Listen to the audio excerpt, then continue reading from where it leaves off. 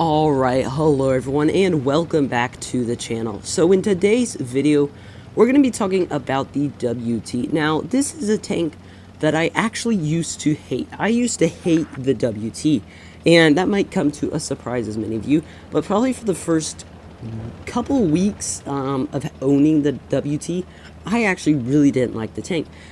But my opinion has changed, and I can't remember actually if I made a video on this. I tried to find one, I couldn't find one, so I'm not sure. So if I haven't, this is kind of a review, and if I have, it's almost like an updated review on it. I'm not quite sure if I made a video on this tank actually, so here's a new one anyway. But yeah, basically, my opinion has changed on this tank. I really didn't like it for a while. But now, honestly, I see why people like this tank so much. Before, I think I probably liked the grill a lot more, and then didn't like the WT. Now, I like the WT a lot more, and really don't like the grill that much. I kind of switched how I feel about each of those tanks. And I really like the WT compared to the grill because this tank it's so much more flexible. You can do things like this. You can't do something like that in a grill. You have to get up there, face your tank right over there. You don't have that much gun depression. You can't turn your turret all the way around, and it really does restrict the tank from doing a lot of things. The WT is just, it seems like it's a lot more slicker. It can get into a situation, get a nice big shell out and sneak out without really, getting shot easily. Like right there, the grill would have trouble doing that without getting shot because you can't turn your turret like that. And that's what I think the WT really gets an advantage over the grill, and why I honestly don't like the grill anywhere near as much as I used to.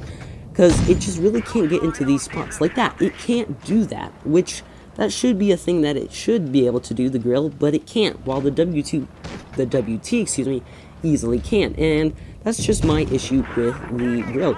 And of course the WT has pretty good alpha. The accuracy isn't horrible. I mean, it's not amazing, but it's not horrible, it's not bad. It's mobile. Sure, it doesn't have any armor, but actually for HE, you're not pinned by HE that much. And the tank, of course, now has spall liner, so HE really isn't that big of a deal. And of course, you have a decent DPM and good penetration, of course, on this tank since it is ATD. So really, all those things combined, I just think with how this tank is made, with the turret in the rear, with full traverse of your turret, good gun depression and elevation angles, it really just gives this tank a massive advantage over the grill, in my opinion. While the grill does have better, DPM and accuracy also, well, it doesn't really have good accuracy on the move, while this tank does, which is pretty important to have good accuracy on the move when you're in a decently fast TD. It really is a amazing tank. So this is going to be a 1v5. Yes, a 1v5 right here. Now, the damage isn't going to be, massive in this battle just because there's not that much left on the enemy team, but it still is an absolutely amazing battle, and you really wouldn't be able to do this in a grill. Now, again, another thing with the WT is you are a tier 9, so you do face tier 8s, which, of course, you absolutely slaughter when you're in a tank this good. Facing a tier 8, it's like a joke.